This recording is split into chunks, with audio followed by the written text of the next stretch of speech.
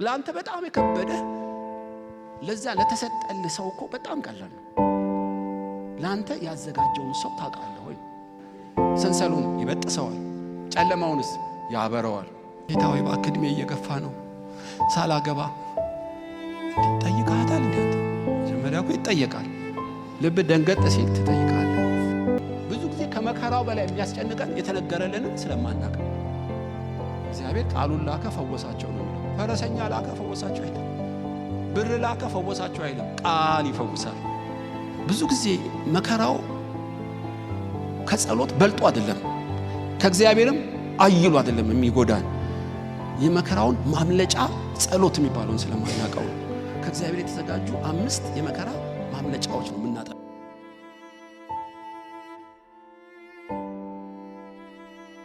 ማነብላችሁ እሱ ነው። ከመከራ የምናመልጥባቸው ከእግዚአብሔር የተዘጋጁ 5 የመከራ ማምለጫዎች ነው የምናጠነው። እንደ አውራቂስ አውሎ ነፋስ እንደ ጋለ ብረት ምጣድ ከሆነ መከራ እንዴት ሊያመልጡ ቻሉ? ሐዋርያት ሥራ ላይ ቁጥር 5 የመጀመሪያው ማምለጫ። ነገር ግን በቤተ ክርስቲያን ስለ እርሱ ወደ እግዚአብሔር ጸሎት አጥብቆ ይደረግ ነበር። አንደኛው ማምለጫ ወገኖች ሆይ ነገሩ ከእግዚአብሔር መጥቷል። ጸጉሩችን በእግዚአብሔር ተቆጥሯል። እሱ ሳይፈቅድ ምን ይሆናል? አቤቱ ፈቃድ ይሁን አላሉ። አሁን ማርሽ ቀይረው ማርያም ቤት በምልክት ተነጋገሩ። እቺ አስደናቂ ሴት ልጅ ማርያም የማርቆስ ወንጌልን የጻፈው ዮሐንስ የተባለው የማርቆስ እናት ነች። በርናባስ አጎቷ ይመስለኛል፣ ዘመድ ናቸው ከበርናባስ ጋር። እና እነ ጴጥሮስ ብዙ ቀን እሷ ቤት ተሰብኳል። መንፈስ ቅዱስ የወረደው ሐዋርያቱ እንጀራ የሚበሉት እሷ ቤት ነው። አስገራሚ ሴት ነች ባይዘው። በዚህ በመከራ ሰዓት እየታደኑ በሚገደሉበት ሰዓት በህቡ ቤቷን ለጸሎት ሰዎች ከፈተች። ያዕቆብን አስበልተናል፣ ጴጥሮስ አይሞትም አለች። ምን እናርግ? ጽኑ ጸሎት፣ ዕውቀት ያለው ጸሎት፣ የማያባራ ጸሎት እንጸልያለን አለች። ትመስለኛለች ያቀጣጠለችው እሷ ነች። በማርያም ቤት መፋለም ጀመሩ። ከመከራ የምናመልጠው የመጀመሪያው ብርቱ እና ዋሪየር የሆነ ጸሎት፣ በዓላማና በዕውቀት የሚጸለይ ጸሎት ይገርማችኋል ከመከራ ማምለጫ ነው። ከመከራ የምናመልጥበት ከእግዚአብሔር የተሰጠ ረድኤት አንደኛው ጸሎት ይባላል። ጴጥሮስ እንደ ስንዴ ሊያበጥርህ ነው፣ ችግር የለውም ማምለጫ አለው፣ ትጋና ጸልይ። ብዙ ጊዜ መከራው ከጸሎት በልጦ አይደለም፣ ከእግዚአብሔርም አይሉ አይደለም የሚጎዳን። የመከራውን ማምለጫ ጸሎት የሚባለውን ስለማናውቀው ወይ ስንጸልይም ልኩፍ ነው ነካ እንደ ማርያም መልስ እስክናገኝ የፍልሚያ ጸሎት ብዙዎቻችን አንችልም። የሚገርማቸው ለሰው ልጆች ይልቁንም ለአማኞች ብቸኛ እንደ ኒውክሌር ቦምብ የተሰጠ ብቸኛ መድኃኒት ጸሎት ነው። እንደ ማርያም ወጥረን ብንጸልይ ስንት ሞት በከሸፈ፣ ስንት ከኪሳራ በዳንን፣ ስንት ብጽዕና ሀገራችን በሞላው። ነገር ግን እንደምታውቁት ነው ከጉልበታችን ጸሎት ተሰርቋል። ብርቱ መከራ ሲደርስብህ አንዳንዴ ከወትሮውና ከዘወትሮው ለየት ያለ ፍልሚያ ውስጥ እንድትገባ ያስተምረናል ማለት ነው የማርያም ጸሎት። ኤሊ በቤትህ ክፉ ነገር ሆኗል፣ ልጆች ሲያመነዝሩ እያየህ እግዚአብሔር እንደዚህ ይላል፣ ክፉ ነገር አመጣባ። እሱ አምላክ ነው፣ እንደወደደ ያድርግ። ምን አይነት ቃል ነው እንደወደደ ያድርግ?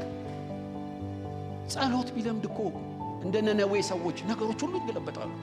መጸለይንም ይችላል። የእስራኤል ሰዎች ሲጓዙ ትዝ ይላችኋል፣ አማሌቅ መጣ፣ የደከሙትን መግደል ጀመረ። ሙሴ የደከሙትን አማሌቆች በምድረ በዳ ላይ እየገደሉ ነው። ካህኑ ጄኔራል ሆነ። አታምኑ። ኢያሱ ሰይፍ መዘዘልኝ፣ ወታደር መረጥልኝ፣ አሮንና ሆር ተራራ ላይ እንገናኝ። ቁጭ ጄኔራሎችን መደበ። እጁን ሲዘረጋ እምሽቅ ብለው አለቁ። በጸሎት መፋለም ጀመረ። ተራራ ላይ ሆኖ ፀሐይ እስኪገባ ድረስ አማሌቆች እስኪመቱ ድረስ እጁን ዘርግቶ ነበር። ይሄ የተራ እጅ መዘርጋት አይደለም። ከሰማይ አምላክ እጁን ወደ ያህዌ ዘረጋ። ኃይል እየተቀበለ በጠላቶቹ ላይ ተቃውሞ ለኢያሱ ጉልበት የሚያስተላልፍበት ምስጢር ነበር። ጸሎት። አማሌቆች ይሸነፋሉ። ምስጢሩን አያውቁትም። ምስጢሩ የኢያሱ ወንጭፍ መወንጨፍ አይደለም። ጉልበቱ ያለው ተራራ ላይ ከሚጸልየው ከሙሴ ጋር። ከመከራ የምናመልጠው እንዴት ነው? በብርቱ ጸሎት ነው ወገኖች። አንዱ ማምለጫ ጸሎት ነው ከመከራ ለማምለጥ። ሁለተኛስ የተነገረልህን ማመን። ከመከራ እንድታመልጥ ከፈለገ የተነገረልህን ማመን። አንዱ ማምለጫው የተነገረልህን ስታውቅ መከራው ደምህን አይጨምረው። ብዙ ጊዜ ከመከራው በላይ የሚያስጨንቀን የተነገረልንን ስለማናውቅ። አንዱ ከመከራ ማምለጫ ተጽፎልኛል፣ ተነግሮልኛል። አየህ በአንተ ላይ የተነገረውን ንግርት ወይም ትንቢት የተጻፈልህን ከገባ ሰይጣን በቀላሉ ሊያገኝህ አይችልም። ጴጥሮስ ያውቃል። ማቴዎስ 10:17 ብታነቡ ይሄን ሁሉ አለ። ዳዊትም ሳኦል አንድ ቀን ይገለኛል ብሎ ወደ ፍልስጤም ምድር ሄደ። ዳዊት በሳኦል እጅ ይሞታል? አይሞትም። ለምን አይሞትም? በማይዋሻው እግዚአብሔር በሳሙኤል አንደበት ትነግሳለህ ብሎታል። ዮሴፍን አውሬ ቦጫጨቀው። ይሄ ጨርቅ የዮሴፍ ነው? አዎ የልጄ ነው። አውሬ በጫጨቀው። አይበጫጭቀውም ብራዘር። ለምን አይበጫጭቀውም? ዮሴፍ ቃል አለው። ከዋክብት ሲሰግዱለት፣ ነዶ ሲሰግዱለት፣ ራስህ ያዕቆብ እኛና ልጆች ሚስቶች እንሰግድልህ የሆነ አላልክም? ቃል መጥቶልህ የለም? አርቲፊሻል ጨርቅ እንደ እብድ የሚያደርገህ ምንድን ነው? የተነገረውን ስላላመንክ ነው ያለቀስከው፣ ጨርቅ ስላየህ አይደለም። አይ ልጄም አይሞትም። ይሄን ኩምክናችሁን አቁሙ። ለምንድን ነው የማይሞተው? ይሄው የራሱ ልብስ እኮ ነው፣ ደም እኮ ነክቶታል። ኖ እኔ አላምንም። ወፊቾ ነው፣ አርቲፊሻል ነው ይሄ። ለምን? ቃል አለኝ። ሰማይ ምድር ያልፋል እንጂ ቃል አያልፍም። ልጄ ይነግሳል ቢል ኖሮ መልአክ ያጨበጭቡ ነበር። ሞተ ሲሉት ውይ አለ። ብላ አልበላም። አልጋ ላይ ተኛ። መሬት ነው የምተኛው። ብላ አምጡልኝ ማቅ ላይ አመድ አድርጌ ነው የምተኛው። እስክሞት ድረስ አዝናለሁ። ኧረ እባክህ እምነተ ቢስ ሁሉ፣ እግዚአብሔር የማይቀበለው ለቅሶ ሁሉ። ለምን? ከእምነት ውጪ የሆነ ፍርሃት ነው። ጴጥሮስ ግን ሰንሰለቷ ላይ ለጥ። ሃሌሉያ። ታምናላችሁ ወይ ነው? እግዚአብሔር ቃሉን ላከ ፈወሳቸው ነው የሚለው። ፈረሰኛ ላከ ፈወሳቸው አይልም። ብር ላከ ፈወሳቸው አይልም። ቃል ይፈውሳል። የመጣልሽ ቃል አለ ይሆናል። ስለዚህ ነው ሞትን ያልፈራው። በእውነት ከሁሉ እንደው በግል ቃል እንኳ ሬማ የሆነ ቃል ባይመጣልን ለሁላችን ቃል አለ። በእውነት ኢየሱስ ይመጣል እና ጸጉራችን ተቆጥሯል። እምነት በሽታን ካድ አሜን በልሄንም ይሆንላል ከሚለው ወገኛ አይደለም። የተጻፈው ግን ይሆናል። ሶስተኛው ድርሻህን መወጣት ነው። አንዳንዴ ድርሻችንንም መልአኩ እንዲሰራልን እንፈልጋለን። አይሆንም። እንዲያውም ያለውን ይሁን። ታጠቅ፣ እጅ ያለ ታጠቅ፣ ጫማህን አጥልቅ፣ አግባው። ከዛ ልብስን ልበሳ። ምን ታየኛለህ? ተነሰና ተከተለኝ። አይገርምም? ጴጥሮስም መልአኩ ያለውን ሁሉ አረገ። ታውቃላችሁ አንዳንዴ ድርሻችንን ስለማንወጣ ከመከራ ማምለጥ አንችልም። የኛ ድርሻ ትንሽ እኮ ነች፣ ለትልቁ ተአምር ግን ግብአት ነው የምትሆነው። እና ጴጥሮስ ተነስና ቀበቶን አርግ። አረ እጄ በሰንሰል ዝሏል እባክህ ቀበቶ አርግልኝ ቢለው ተፋጠው ይሏታል እንጂ አያረግለትም። ለምን አያረግም? ማረግ ስለሚችል ነው። ጌታዬ እባክህ እድሜ እየገፋ ነው ሳላገባ እንዴ ጠይቀሃታል እንዴ? አንተ መጀመሪያ እኮ ይጠየቃል። ልብ ደንገጥ ሲል ትጠይቃለህ። ሚስት ስጠኝ ሚስት። በቃ የተዘጋውን ይከፍተዋል፣ ሰንሰሉን ይበጥሰዋል፣ ጨለማውንስ ያበረዋል።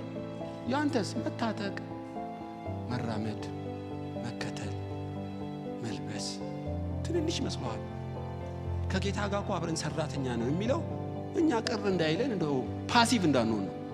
ትንሽ ሰራተኛ ነህ ስራ ይላል። 99.9 እሱ ነው የሚሰራው። ትንሽ ነገር እኮ ነው አንተ የምትሰራው። እሷንም ካልሰራን እንዴት ይሆናል? በቃ ሱቅ ስትከፍት ይባርክልሃል፣ ስታጠናት ያስታውስሃል። አንዷን ጠይቃ እምቢ ካለች ሌላው ይሆናል።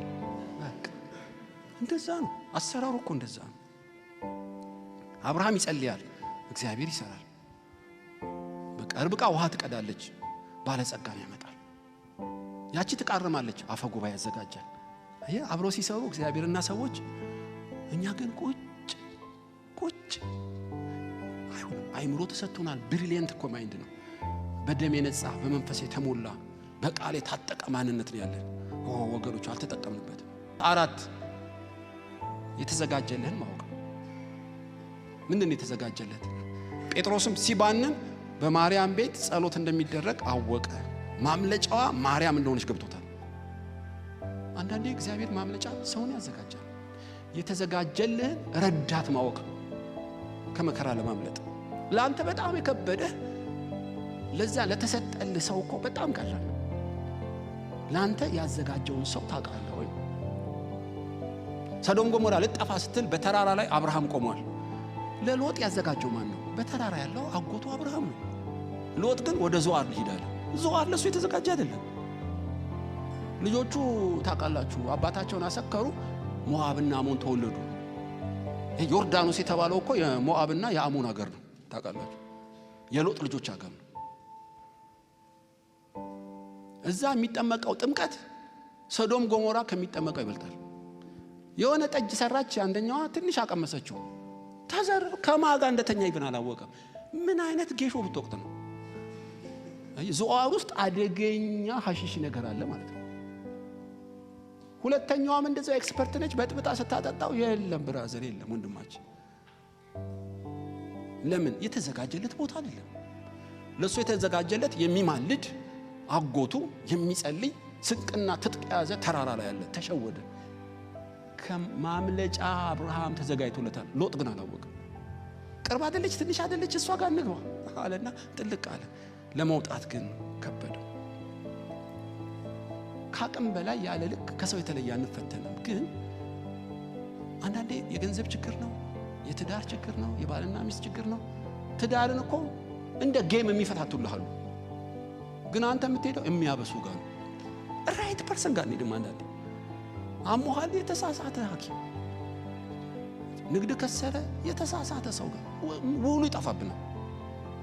የተሰጣቸው ለሁሉ የተዘጋጁ ግን አሉ። እና ጴጥሮስ አይኑን ሲከፍት ማርያም ቤት ቀጥታ ሄደ። አወቃት። ድንቅ ነው። ወደ ማንም ቤት አልሄደም። እግዚአብሔር ለጴጥሮስ ያዘጋጀችው ማርያምን እንደሆነ ገብቶታል። ጴጥሮስና ማርያም ተናበዋል ማለት ነው። 5ኛው ለእያንዳንዱ ብድራት እንዳለው ማወቅ። ምን ማለት ነው ብድራት እንዳለው? ሄሮድስ ገደለ ያዕቆብን? ሄሮድስ አይደለም የገደለው፣ ያዕቆብ ሩጫውን ጨርሶ ነው። እስጢፋኖስን ገደለው? አልተቀሰፈም፣ እግዚአብሔር እንዲሞት ፈቅዷል። ጴጥሮስስ ኖ እድሜው ገና ነው። የጸለዩት በማስገደድ አይደለም፣ የእግዚአብሔር ፈቃድ ዕውቀት ያለበት ጸሎት ነው የጸለዩት። እንደምታውቁት አንዳንድ ሰው ባሌ አይሞትም በኢየሱስ ስም ይነሳ ይላል። እግዚአብሔር ሊገለው ቢፈቅድስ? የምትጸልየው በዕውቀት ነው ወይስ በሞራል ነው? እግዚአብሔርን እኮ እጅ ጠምዝዘህ ፈርም ማለት አትችልም። ሉዓላዊ አምላክ ነው። ጸሎታቸው በዕውቀት ነው። ያዕቆብ ሞተ፣ የእግዚአብሔር ፈቃድ ነው፣ ሩጫውን ጨርሷል። ምንም ደረት መድቃት የማያስፈልግም። ጴጥሮስ ሊገለው ነው ኖ አሉ። ለምን? የእግዚአብሔር ፈቃድ አለ። ብድራት እግዚአብሔር ፍትህ እንደሚበይን ማወቅ አንዱ ከመከራ ማምለጫ። ለእያንዳንዱ እንደ ስራው ይሰጠዋል። ሃማም ይቀጣል፣ ሳኦልም ፈርዖንም ይቀጣል። ፍትህ የሚበይን አምላክ በዙፋኑ ላይ እንዳለ ካወቅ መከራ ይቀንስልሃል። እግዚአብሔር እንደማይፈርድ እንደማያይ ከመሰለ ግን መከራ ይበዛብሃል። አይደለም የሚያሳድዱ ምናልባት ንስሐ እንዲገቡ እድል ይሰጥ ይሆናል እንጂ ንስሐ ካልገቡ የሚበቀል የሚፈርድ ፍትህ የሚበይን አምላክ አለ። ያረጋጋል እኮ ይሄ ራሱ።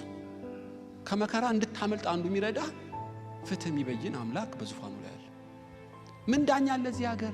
ሁሉ አንድ ነው ምናምን ለምን ትላለህ? ዳኛ አለ፣ በሰማይ አለ። መከራው እየጨመረ ነው። ሚሽነሪዎች ዮሐንስ የተባለው ማርቆስ ብቅ አለ፣ እንደገና በርናባስ ብቅ አለ፣ ሳኦል ብቅ አለ። ሚሽነሪዎች እየወጡ ቃሉ እየሰፋ አመፀኞች እየተቀጡ መጡ። ይሄ ማለት ፍትህ የሚበይን ብድራትን የሚከፍል አምላክ አለ ማለት ነው። እነዚህ ሁሉ ከመከራ እንድናመልጥ የተቀመሙ ከእግዚአብሔር የተሰጡን ማምለጫዎች ናቸው።